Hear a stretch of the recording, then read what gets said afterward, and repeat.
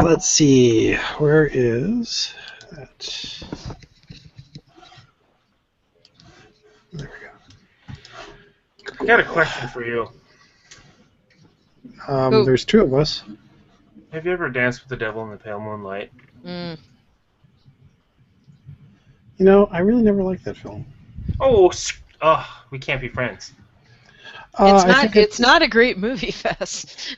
It's Tim a Burton horror. Batman was awesome. What the heck? Maybe it's been a while since I've seen it. So If you ripped Jack Nicholson out of it and put in a competent actor, sure. Or if you put in a director who could control Jack Nicholson. you can't control the Joker. What are you talking about? I'm not saying the Joker. I'm saying Jack Nicholson. There's a difference. Is there a difference? Is there a difference, really? Yes, he's the worst choice for the Joker ever at that point in his career. If you got him back when he did The Dark Tower and Robert Corman, when he was thin and could do the insane thing, yes, and you could control him on film. But by that point, he's Jack Nicholson all the time, and that's all I saw. I guess that might have been my first introduction to Jack Nicholson. So yeah, well, watch The Shining, watch One Flew Over the Cuckoo's Nest, watch is it Dark Tower? What is that one with Price, where he also directed it? It's a Corman flick. Well, he was in Little Shop of Horrors, the Corman one, but I mean for like 3 seconds. Right, but there's the Corman flick where they're taking down the set for the Lovecraftian film, whose name I'm forgetting, which they called it. Haunted Palace? Terror was the Terror. Oh, okay. I think they were taking down the set of the Terror, or was the movie the Terror, dear? Well, the movie was the Terror. Okay, the movie was the Terror. So Jack Nicholson's first major starring role with Corman was in the Terror. Nicholson got to direct parts of it. Price is the villain of sorts. Mm-hmm. Karloff. Oh, Karloff. Sorry, it's Karloff, not Price. That's why I'm getting confused. I'm so confused. I have my wife here. It's been so long since I've seen the Terror. You got Nicholson in a Brooklyn accent playing a French army officer. What more do you want? Not it. Not it. Don't care. Sure, own it. You have the radio voice, Paul. I have the radio voice. You have the radio voice. In 5, 4, 3. Hold on. That's important. Hello, world. -1. I have to get the horsey up here. Oh, now I gotta get the horse in the shot. There we go. Are we ready? Hello, world, and welcome to the Geek Life. This is episode something, because I don't have the show notes right in front of me, but give me a second. 231. 231. Yeah, I got to the tab. For the week of July 21st, of course, as always, we do this on a Tuesday, so it's actually July 22nd. We have partial crew as usual today, which is myself, Paul, of course, Jan, and then we have Fess. Hey! And we have Melissa. Hello. Why don't we just jump into video releases? All right. So Melissa. there hasn't been much at all going on in new releases right now. I figured they're all in the theater rather than coming out on disc. But we do have Blue Ruin coming out this week, and that is a film I saw at Fantastic Fest last year. It's a very well done, I don't know, I suppose thriller drama would be the description for it, but it's this homeless man who is seeking vengeance for somebody who wronged him, and that's a horribly simplistic description of it. It's really well done. So if you see it somewhere, pick it up, check it out. It's really, really good. Catalog titles, a lot more exciting stuff going on in there. We have Ginger Snaps on Blu-ray. If you remember Ginger Snaps, it's 2 teenage sisters. One of them's a werewolf. And it's one of the better werewolf movies out there. It's really fascinating, really well done. Very smart movie. If you are nostalgic for the 1980s, you might be interested that The Legend of Billie Jean is on Blu-ray this week. Ooh. If you are a fan of Marlene Dietrich, Witness for the Prosecution is on Blu-ray this week. That's very good. And if you are a fan of Sherlock Holmes and or Billy Wilder, The Private Life of Sherlock Holmes is on Blu-ray. And that's a lovely favorite little film of mine. It's a delightful little Sherlock Holmes story. Also, The Last Action Hero is on Blu-ray once again. There's another version of Destroy All Monsters out, which is great because for a long time it was really hard to get your hands on it. So Destroy All Monsters, if you want to see Godzilla and other critters, destroying things like you would, obviously. Of course. Also, there is a lovely little film noir called Detour that is getting another release. It's kind of hard to get your hands on sometimes, but it's a very strange heart of the film noir era film noir. And I don't know how to explain it to you. I just recommend finding it. It's a little over an hour long, so it's not much of a time commitment. Just pick it up and watch it. Ingrid Bergman's Arc of Triumph is on Blu-ray, as well as Brian De Palma's Body Double, which is a lovely thing to see on Blu-ray, because anything by Brian De Palma, no matter what you think of the plot, it's going to be pretty to look at on Blu-ray.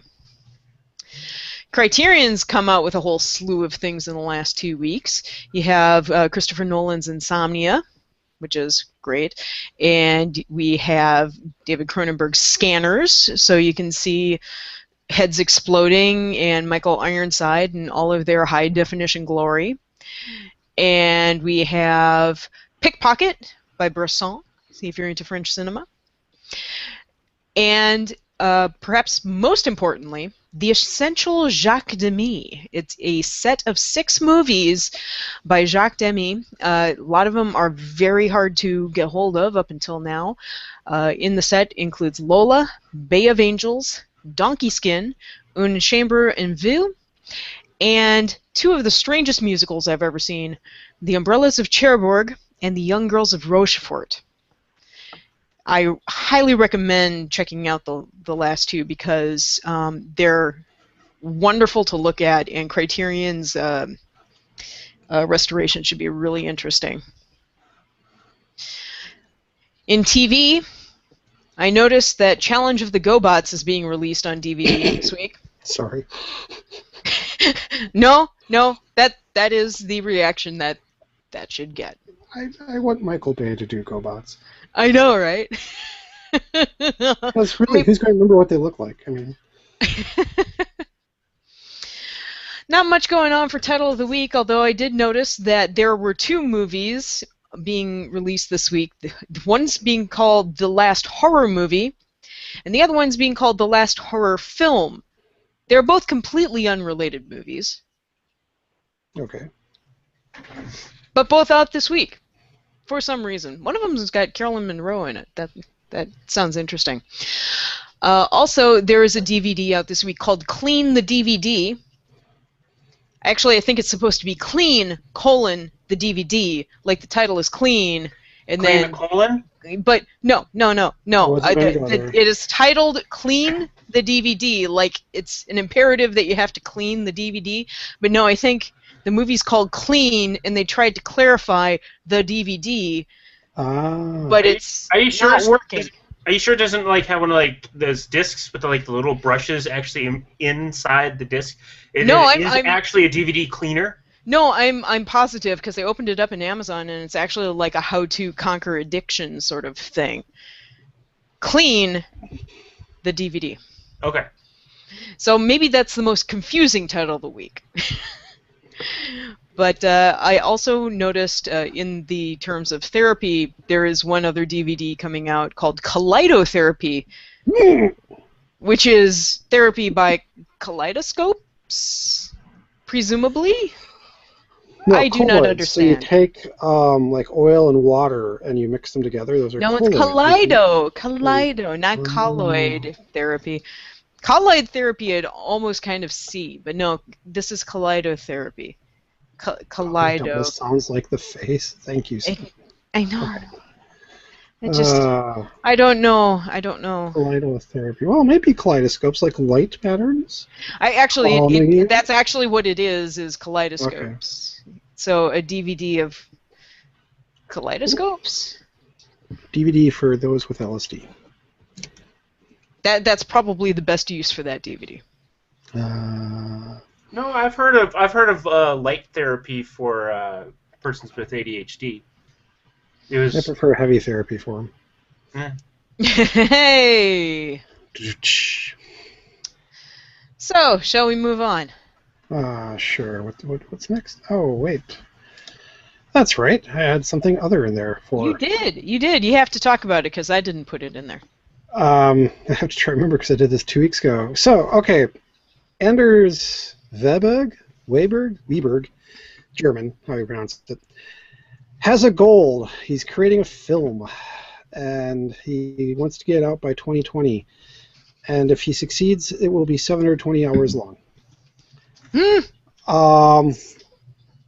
It's interesting in that his son passed away a couple years ago, and the film deals with his son, and he in some way, and it's actually been kind of partially a catharsis for him working through it because he has all this footage, and then his son dies, and he's still editing it. I'd have to go back and actually reread the article and look up what the point of the film is, because it's like a whole multiple days, obviously, in the life of, I forget if he's doing a whole year, what he's doing. But the statistic that struck me from this, when people are like, oh, you just have to shoot and just put it out there, he's like, no, you don't get it. He's really making a film. For every hour of this film, he's editing down 7 hours of material. So a 720-hour film, multiply that by 7, that's how much material he's going to be editing down just to have this one film. And his goal is to have it out by 2020. And there is, I think, a shorter version out there that's gone screened, like a work in progress that he's been screening, which is only 40 hours long or something. But Empire looks like a light motif now. You know? Yeah, I know, right? I mean, 720 hours, if I did the math right, that's 30 straight days. Yeah. And if you add another 7 hours times 700, I mean, that's a lot of time just to spend editing it. Yeah, that's yeah. Who would watch that? Well, Melissa. Oh, I'm sorry. Well, you know. Maybe. Oh, sorry. He's Swedish. He's not German. I just looked this up. If I watched an hour a day, it would take me a little over 2 years to watch it. It's entitled Ambiance. For the past few years, he's been making this. He's made more than 300 other films. And this is going to be and he intends this to be his final work. It better no be. Shit. It'll be like, no, it's like, yeah, you don't intend that. He just knows that's just going to happen. It's going to be like, and done, and done. This is like pulling. He's shot 280 hours already. So this is like full Henry Darger going here. You know, it just. Oh no, I'm sorry. The trailer. He released a trailer. Okay, sorry. He just released a trailer, not a short version of the film. The trailer is a mere 72 minutes. In a world. Sorry. Blah. Blah, for 72 minutes. Blah. Jesus.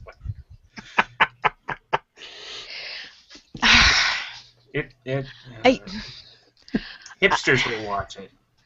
I got nothing.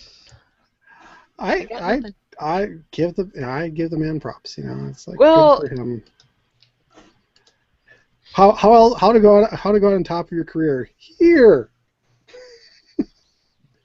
On Twitter, B.S. Simon says, or Bruce Jenner.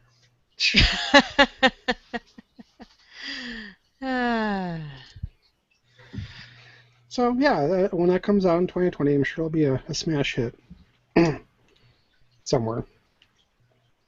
Yes, you'll be smashed when you.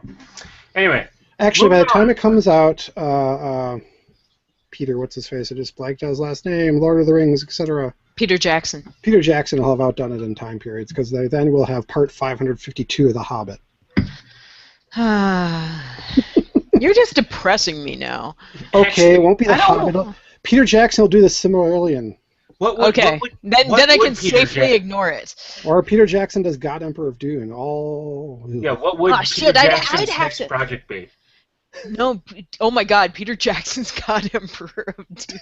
Yes. It's that or Neil Stephenson's An Anthem. I mean, oh God. Wait. Would we want Peter Jackson to redo Dune as a 3? No, not Dune. No. God Emperor Dune. I'm asking. It's not a redo. Dune. He's just continuing it on. No, No. Nobody's ever gone to God Emperor. Nobody's ever gone to Heretics. All right. I'll leave it at that. I was just thinking of Dune in general. No. God Emperor of Dune. That's No, that's Dune where in general. I don't know what that is, so I cannot comment. That's the fourth book. Yeah. That's we're still on that. I figured he'd be on by then. No. The furthest anybody got was Sci-Fi's 3-parter, and they got up to Children of Dune. Mm-hmm. And that's about as far as you can get for viable material, and then you hit God Emperor, and it just goes haywire. Mm-hmm. Moving on. Yes, as long as nobody does his son's stuff, we're fine. Moving on. Trying to move on. Meanwhile, he said, just to interrupt. Yes, comics. yes, this is good radio for what I'm doing. Black Captain America and female Thor, because why not? Why not? Well, because it makes news when you do stuff like that. Yeah, I was trying to lead into it, and you just went right for the straight answer. I suppose. Well, it's true because it makes news. But Marvel has a little bit more PR way of stating it, and that's to be a little bit more diversified and appeasing to a more broader audience than just white males. Captain America is sorry. But here's the thing. It's not like it's okay. It's a little odd in that it's because we've seen like changes of suit or changes of capes before. Like Ms. Marvel became Captain Marvel for Marvel line, which was actually really awesome because of just how it was. But it was not like she was replacing. It wasn't like it made sense in story that she got the name Captain Marvel and was being Captain Marvel. And I have no idea how it worked in the Ultimate Universe when they made a black Spider-Man, but it wasn't like Spider-Man himself was actually turning into a black person. It was just a different person who was taking over. Yeah. It was a different person taking over the tights. And as from what I read for Black Captain America, which it's questionable whether or not this will actually happen in the movies, judging by the guy who plays Steve Rogers is commenting about acting. I mean, if you think about it, he's likely going to be killed off in the Age of Ultron movie. No. Well, last I heard, he's getting really pissed off about acting. Well, okay, but it's not a contract. Yeah, Chris Evans is probably ironclad for several movies, but he has been very vocal about really not wanting to be an actor anymore, period. That's kind of sad, but... it is, because he's really good. I've seen Snowpiercer. So Black Captain America is actually going to be the Falcon, his black buddy. Sidekick! Yeah! Essentially, that's what Captain America 2 was actually a really fine movie. And the Falcon is going to become Captain America for some reason. I don't know of why yet, but basically it's also going to be an amalgamation of both heroes, but he's going to become Captain America, I guess? Well, I don't know. Captain America for a while, so I mean... sounds... Yeah, but there's they've done why it before, not? though. Bucky, Winter Soldier, becomes Captain America eventually for a while when we think Steve is dead. Steve comes back. Steve's dead. Steve's back. So, I mean, having Falcon step in for a while, because Bucky's still going to be back in Winter Soldier mode by the sounds of it. Yeah, I know. That's one that doesn't bother me because they've already kind of established that precedent of Steve goes bye-bye and somebody steps in that's worthy enough. Mm-hmm. Right, and that brings us to female Thor, of which I'm not getting a whole lot of... There's more links about it, for sure, but there's not a whole lot of specifically what, how, the story. It's not going to come out until October 2014, but from Marvel's statement, it's not a female Thor. It's not Thorita, right? Actual quote. It's Thor. Which means that Thor is going to gender change, as I'm understanding the literature. Well, why not? Wasn't there a female Loki at one point? Well, that I think actually, that's just what everybody wants. that was a Twitter response somewhere that of female Thor goes. Somebody did the little Twitter or Facebook conversation of Odin and female Thor, and it's like, well, I'm moving on. It's like, well, you still have the hammer and you can kick ass, right? Yeah. Okay. This doesn't bother you? And he goes into, well, let's see. Loki was a woman, and then he was a horse for a while, and da da da. And then he kind of goes through other Norse change myth, myth changes. Like, so he's like, so whatever. Yeah, wasn't it? I thought he was like texting Deadpool at one point, like in the memes and everything, and Deadpool was like, "Dude, you were a frog. I remember you being a frog at one point. It's like I don't really care, just whatever."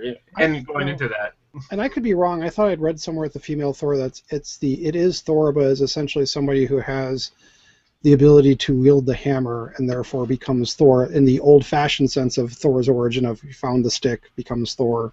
That sort of thing. Well, I do know that happened with. No, I don't know if it's a carry-on from what I'm about to say, or just a separate one-off story. But there was a story, and I believe it was a one-off story or a side story, alternate universe, blah blah blah, of Black Widow picking up the hammer and being worthy enough, and thus becoming. Right, and maybe Thor or just Black Widow as. And everybody's forgetting one important thing in this, as everybody's getting their panties in a bunch over female Thor, who probably wears armor. I have 3 words for you. Beta Ray Bill.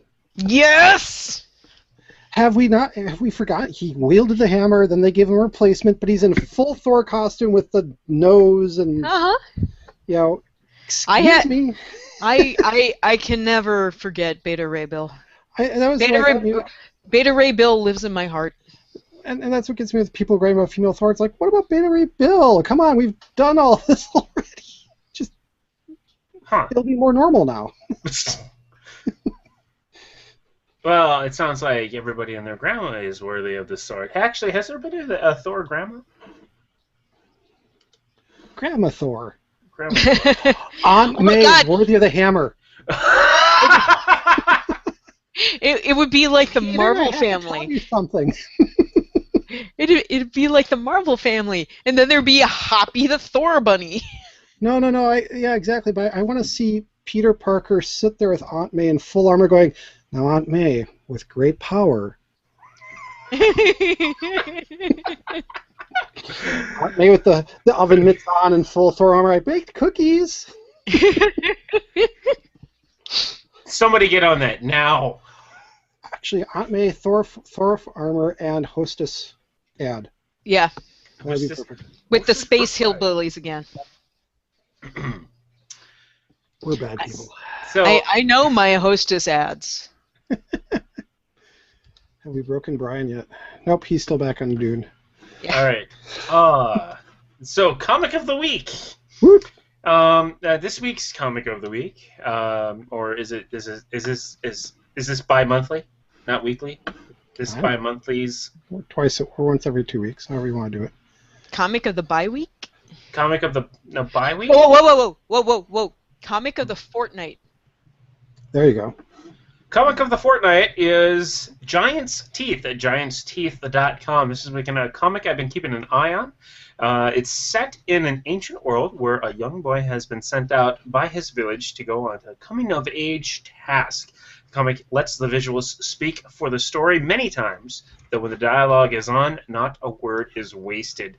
It's a little bit of experimental in the presentation. Sometimes it goes simple strip, page, or infinite canvas, and it doesn't seem like it updates that frequently, but it looks like it's still updating. And after I bookmarked it like months ago, I looked through it all again, and really interesting. I like the art. I like the brush strokes. I like the sort of simple-ish color, and the story's kind of interesting so far, and sort of wandering about, sort of almost like trying to get a feel for what it's eventually going to be. I don't know if it's written ahead of time or anything like that, but I'm keeping an eye on it, so that's what I'm picking for this week. And moving on to another thing that I brought up is General Geek, we have DashCon 2014. An extra hour in the ball pit for everyone. Yay!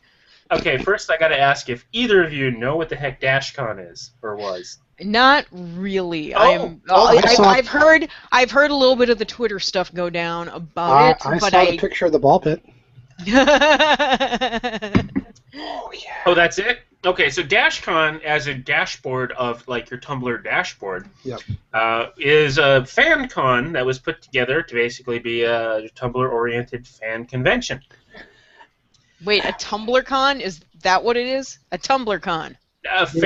Fan created. It's not official through Tumblr. That was made clear. Fan of Wait, Tumblr. what? It's not official Tumblr con. It's basically a Tumblr hangout turned into a con. And if you're not on Tumblr, Tumblr hangouts are a sort of a thing where people, usually locally, will get together and hang out because, I don't know, Tumblr somehow got really in-person, physically sociable somewhere. So it's a Tumblr hangout to full-scale convention. And so some of the things that happened on here, from what it sounds like, nobody knew what the hell that they were doing as far as convention goes.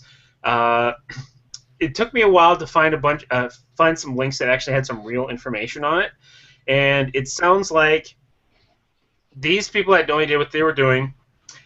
And what happens when you have a convention that doesn't sell enough room nights? They have to pay for those room nights because they're reserving the hotel. This is something I'm learning right now since I'm on ConCom for Furry Migration, which is coming up this fall. And yeah, we'll have to pay for every up to a certain point. It's like $300 for Furry Migration. But for this one, it sounds like there was a bill of about $17,000 to $20,000 that was expected of the con, and the con had to put up basically, please help us, a sort of fundraiser, mid-con, because this was also the hotel's first convention. So a lot of the jokes are after basically they raised a bunch of money and took it. But that's not what this one person is saying. Is they said that it was actually a legitimate verbal thing. It wasn't like an official thing. Verbal? A verbal? It was a verbal thing. It was a verbal thing that the hotel wanted this money at this point in time. The person I'm quoting is actually saying it's for real. There's no paper trail for it, apparently. What? So he's saying that the organizers did not steal the $17,000. It actually did go to the hotel. To do what? Who's to say I'm not $17,000? And it's the self Q&A by an attendee and a panelist at the last link that I'm going to be posting that I'm getting most of this information from. Otherwise, most of it is hearsay because I can't find any confirmed documentation on anything. But this person was an actual panelist, and there was also the thing that minors were getting into an 18+ panel. This guy says, no, that's not true because the people that were tweeting about that were tweeting that 12 hours before said panel even started. And so it's like, holy crap. But it got so bad for the mismanagement that Night Vale was actually there, or some of Night Vale was actually there to be on a panel, and they walked out last minute because, well, they were being paid to be there, but they weren't getting paid. And the organizers are saying, well, we had the money, some of it was in cash, some of it was in PayPal, but they didn't want to wait for the PayPal, and so they walked out. So, who's to say at this point? But the fact is that Night Vale walked out, and with them saying because they didn't pay them to be there. So, why fulfill if you're not going to pay for it? But it's just this big giant mess, and I think in response, for some people arguing, it's like, I want my money back because I bought my tickets. Well, there's no refunds on tickets, of course, but everyone can get an extra hour in the ball pit. of which was in this very vacant room. This warehouse section. I don't know. It had like a ball. There's a picture. You can find it. Just type DashCon ball pit. You might even be able to just type DashCon, and you'll get a picture of the ball pit. So they went to Target, bought a small pool. Yeah, you that's can have the an extra ball hour in pit. it.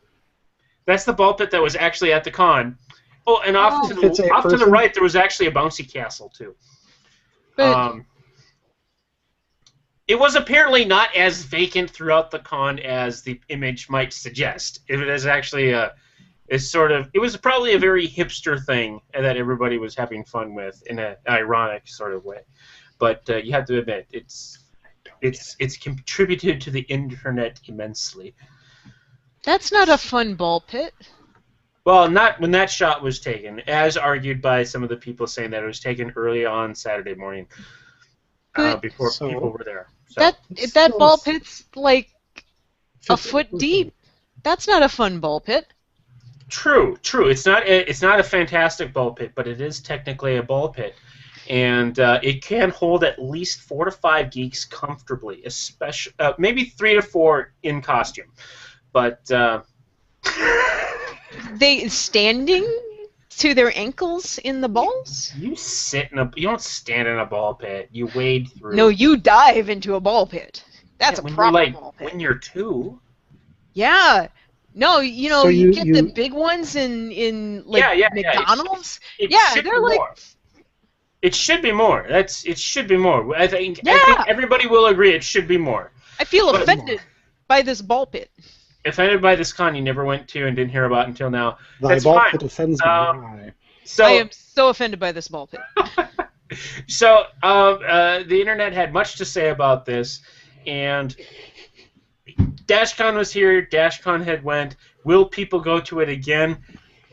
Maybe not. If it's the same. Maybe not if it's the same organizers. Can it even happen again? I think it could. I think it has potential. I think it would have to be rebranded first. It would probably have to be rebranded. Facebook Con. Or something. FaceCon. Would it be FaceCon or would it be... No, it would be FaceCon. FaceCon. We're looking for a harassment suit. It'd probably be LikeCon. All right. Live Journal Con. Move. No one would go to that. No, that'd be Google Plus Con. I think more people would go to Google Plus than LiveJournal. I don't. Is LiveJournal still around? Oh yeah, I know people who still post to it. Oh, that's sad. Anyway, moving on. Let's see. Apple's doomed again. No. Oh. Doomed. Again.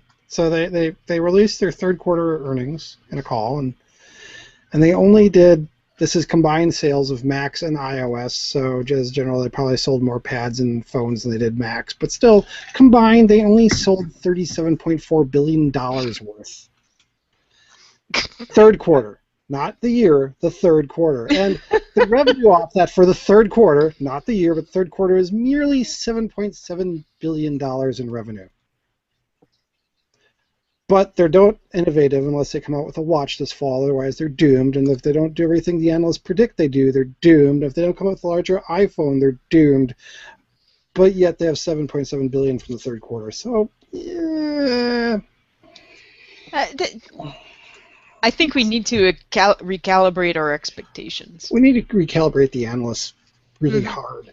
Dude, I want to be doomed. That's what it means. I'd love to be doomed this way too. Oh, damn! I only made $7 billion this quarter. Shit. Oh, I can't afford that gold-encrusted pool. No, the interesting other part of the news. This is a couple weeks old now, but because it came out before the earnings. But the interesting part that also has affected their stock price, I think in a positive way, if memory serves, but I could be wrong, is of all things, they've also penned a deal with IBM. So we wish Rich could have made it tonight because he could rant on this pretty well. Because one of the biggest critiques Rich and I have both had traditionally for Apple is they're horrible in the enterprise space. great as end user equipment, but when they try to sell, or the few times in the past they've tried to sell into businesses, they just don't get it. Hence why Xserve, Xsan, and all that's pretty much gone. I think all that's left is OS X server on Mac Mini for prototyping purposes. Well, But what even about? Are they not like going to businesses with just like screw the computer? Are they just like courting businesses with like their iPad integration and such? Because I work at a school, and I work at a special education school essentially. That's a school. And they're heavy on the iPad integration. Right. Education is a very different market. I'm talking, Wells Fargo, Target, Walmart, that sort of thing, Ford, which is a different beast from an enterprise perspective than how schools and education go. And Apple's generally uses education as a gateway drug to get people to use their stuff. Yeah, I'm familiar with that. Yeah, Minneapolis hasn't done the iPad investment, but Minneapolis has a heavy investment in iMacs in their classrooms and projectors. And actually, they're one of the schools I think are doing effective use of their computers for their teachers, in that they're not just dumping a bunch of technology on the teachers, but they've actually developed with various third parties stuff that the teachers can understand how to use.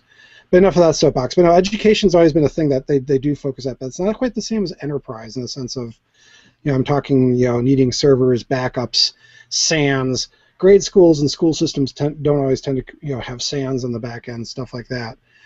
But what they've done instead is they've gone to IBM, they've penned a deal with IBM, and what they're going to do is IBM is going to sell, yes, I said sell, iPads and iPhones to enterprise. Apple will still provide hardware support. IBM is going to provide enterprise software and specifically management software. So this is now the ability to using IBM as the leverage to go into some big, corporate 100 or whatever. I'm forgetting the term for the 100 or the 500 top ones. But basically again, your Wells Fargo, your Travelers, that sort of size company, and say here IBM has Tivoli and all their back-end management software. The iPad works with it. You can now deploy these. IBM continues to be like the smartest tech company that I hear of. Yeah. They've turned into a services company over the last 2 decades essentially, and have done a really good job at it. They have a good, strong consulting firm. They have their hardware on the mainframe side, but then all their software and their ability to manage stuff has always been very solid. And they figured out how to sell that after they kind of imploded in the 80s. Well, it's like they're actually trying to get things. Unlike Microsoft. Well, actually, they're not trying to be as hip as Microsoft. They know where their niche is, and their niche is really boring and on the back end, but they do it really well. And for a while, what people didn't realize is, like in the late 90s and early aughts, you look at Microsoft as being the #1 seller of software. #2 for a while was IBM, but you never heard of what they sold because it's all this back-end stuff.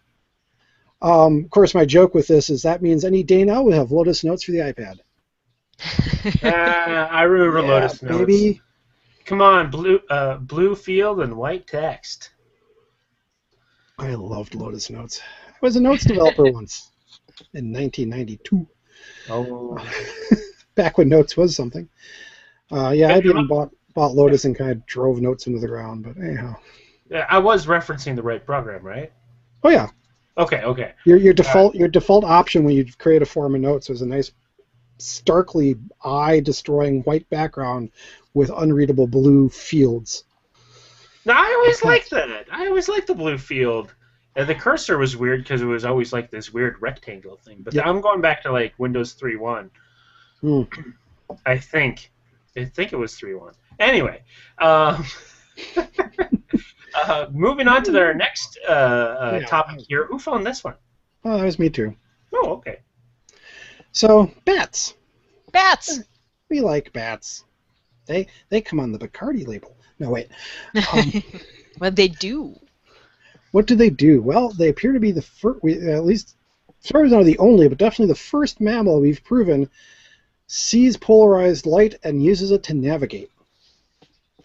Which is impressive as hell. Yeah, what they do is when they leave the cave, they look at the polarization as the sun sets, check out that pattern, and use it to essentially calibrate themselves so then their kind of internal magnetic ability knows which way to go.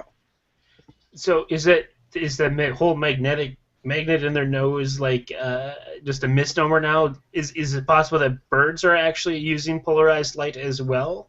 We don't. I'd have to look up birds, but they're not I now. think there are studies into birds using polarized light. Yeah. I'm not entirely sure anything's been absolutely proven, but I'd say it's very likely. Yeah. Definitely insects do it. Yeah, insects definitely do. Birds, yeah, I'd have to check. Birds do it. But bees for do it. Even educated fleas do it. It's true. And yet, bats are now the first mammal we know to use polarized light. Paul totally let that drop. So. Try ignored. You really want to hear me sing? No. Now actually, I like my microphone. That's too bad. Yeah, there's that. There's the fact that the foxes you see that hunt rabbits or hunt mice by jumping into the snow. Mm-hmm. Ever see those videos of the uber cute Yeah. ones? I love the guy who got the money to do this study to figure out how they were so accurate. And it turns out that they're more accurate when they align themselves with magnetic north and they're sensitive to it. So as long as they're aligned, their accuracy goes up like from 10% to 20%. Mm-hmm. Huh. Like, can we do that?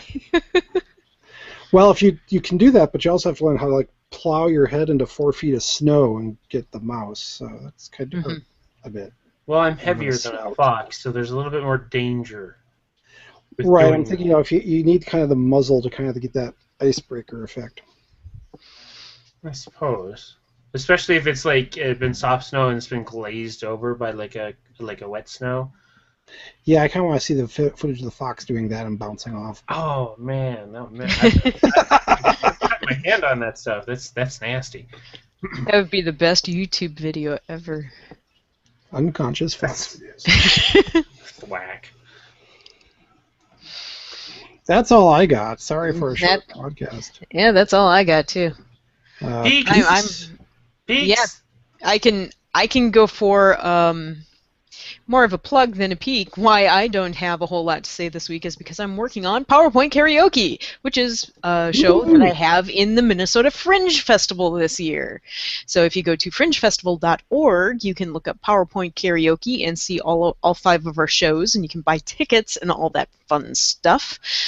We are performing on August 2nd, August 3rd, August 5th, August 8th, and August 9th at Intermedia Arts in downtown Minneapolis. Well, uptown Minneapolis, and it's a show where we have 4 improv comedians each go up and give a PowerPoint presentation with slides they have never seen before and which make no sense. Cool. And it's a lot of fun, and we have different performers each night, so it's a different show each time. And the Minnesota Fringe Festival is just plain awesome. So there are 169 shows this year in, let's see, I think it's 19 venues. I can check this. Yeah, 19 different venues. Tickets are $12 a pop or less if you buy them in bulk. And you can just spend over a week just seeing theater shows all over the Twin Cities. That is what I got to say. Yes. I got two. So I will use 2.